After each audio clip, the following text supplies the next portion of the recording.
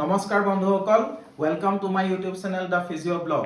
বন্ধুসকল, আজি মই এটা অলপ হেল্থ ৰিলেটেড টপিকৰ ওপৰত কথা পাতিব খুজিছোঁ। কথা নহয়, একচুৱেলি মই ডেমনষ্ট্ৰেট কৰি দেখাব খুজিছোঁ। বিষয়টো হ'ল যে ধৰি ল'লোঁ এজন ব্যক্তিৰ ভৰিত ফ্ৰেকচাৰ হ'ল, মানে হাড় ভাঙিলে। হাড় ভঙাৰ পিছত হয় তেওঁক ডক্টৰে প্লাষ্টাৰ কৰি দিলে, হয় তেওঁক চাৰ্জাৰী কৰিলে। চাৰ্জাৰী মানে ইণ্টাৰনেল ফিক্সেটৰ কিবা লগালে, ধৰক নেইলিং হওক বা স্ক্ৰু কিবা লগালে। লগোৱাৰ পিছত তেওঁ হস্পিটেলত ৰাখিলে, ৰখাৰ পিছত তেওঁ ডিছচাৰ্জ দিলে। ডিছচাৰ্জ দিয়াৰ পিছত তেওঁ ঘৰলৈ আহিলে। এতিয়া ঘৰলৈ অহাৰ পিছত তেওঁ আহোঁতে ছাপ'জ এডাল ৱাকাৰ কিনি লৈ আনিছে, কাৰণ তেওঁ যদিও ডক্টৰে এডভাইচ দিছে যে তুমি একদম ভৰি মাটিত নেপেলাবা, ৱেট নিদিবা, তথাপিওতো তেওঁ বাথৰুম যাব লাগিব। গতিকে তেওঁক ৱাকাৰডালৰ সহায় লৈতো ভৰিটো মাটিত নেপেলোৱাকৈও যাব পাৰি।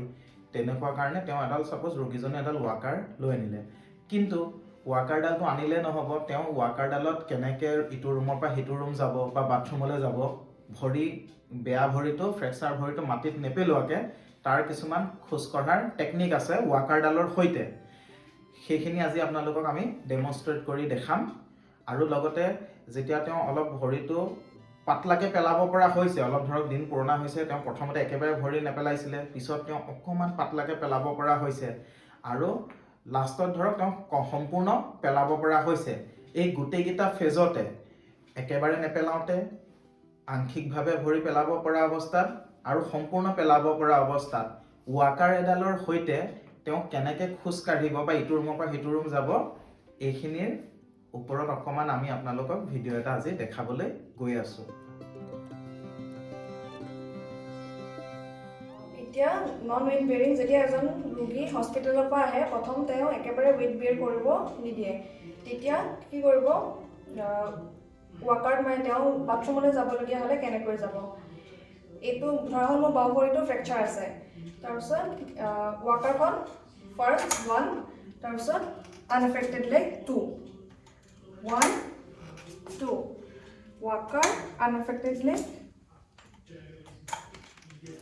এতিয়া ছেকেণ্ড ষ্টেজটো হৈছে পাৰ্চিয়েল ৱেইট বেয়াৰিং, মানে যেতিয়া আমি যোনখন আমাৰ ফ্ৰেকচাৰ হৈ আছিল তাত আমি আংশিকভাৱে ৱেইটটো দিম। প্ৰথমে ৰোগীজন বিচনাৰ পৰা নামিলে, সমানকৈ দুটা ভৰি এনেকৈ আছে, ৱাকাৰ আগত থাকিব, তাৰপিছত ৱাকাৰখন ফাৰ্ষ্ট আগলৈ দিব, তাৰপিছত যোনখন এফেক্টেড লেগ বা ভগা ভৰিখন তাৰ আঙুলিকেইটা এনেকৈ আগলৈ দি তাৰপিছত ভাল ভৰিটো দিব লাগিব। Walker 1, affected 2, unaffected 3, walker 1, affected 2, unaffected. এতিয়া আহিলোঁ লাষ্ট যোনটো ফুল ৱেইট বেয়াৰিং, যেতিয়া ৰোগীজনে দুইটা ভৰিতে সম্পূৰ্ণৰূপে ৱেইটটো দিব পাৰে, ফুল ৱেইট বেয়াৰিং। এতিয়া ৰোগীজনে কেনেকৈ খোজ কাঢ়িব, ফাৰ্ষ্টত ৱাকাৰ, তাৰপিছত মোৰ বাওঁ ভৰিখন ধৰা হৈছিল, বাওঁ ভৰিখন আগত, তাৰপিছত সোঁ ভৰিখন, ৱাকাৰ আগত, ভগা ভৰিখন, তাৰপিছত ভাল ভৰিখন, ৱাকাৰ।